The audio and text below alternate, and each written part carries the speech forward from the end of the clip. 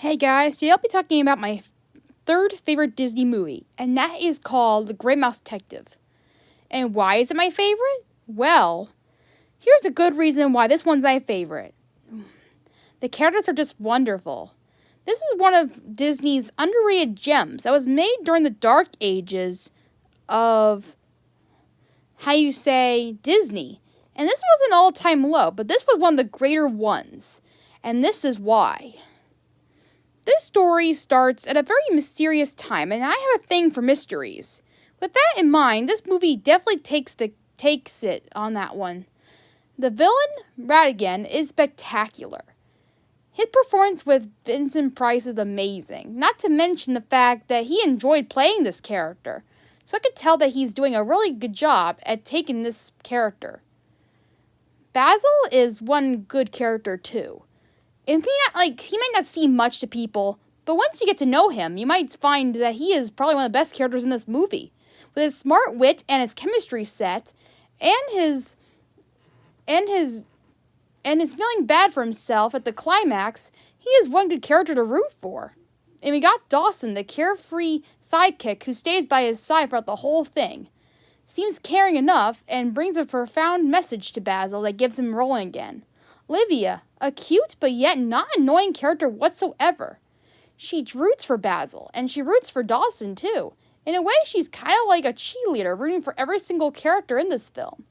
In a way, she's good too. All these characters are awesome, and what they do in this story is amazing. This story is not that, it's actually a very clever plan.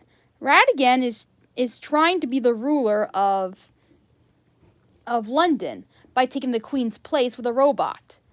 Once he starts doing that, it's a really good plan, and his bad friend is very scary in this too.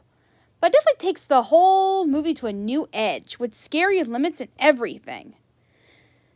This movie's already talked about because it was during Disney's dark ages, and it did not get much praise.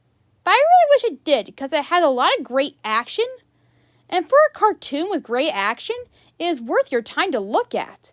With a story, great characters, the animation is really interesting too. It's a scary and London-ish animation with great action. It's a really great action movie to watch. It's almost like Tintin, only kind of a more mellow approach. But another way, it is definitely one of Disney's best underrated movies.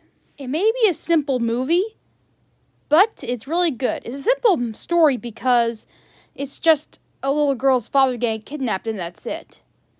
And you know who the villain is too, but yet it's still very good in that way. It makes the characters so believable and the action is so amazing that you forget that simple story entirely. And the music is spectacular in this too. Even though there's not that many songs in this movie, there's actually fewer songs in this, there's only 3, basically. There is Let Me Be Good to You, there is Ratigan's song, there's another Ratigan song that he sings, 2 of them. He dominates the whole playlist, really. But even if there's not that many songs in this, it actually has really great music.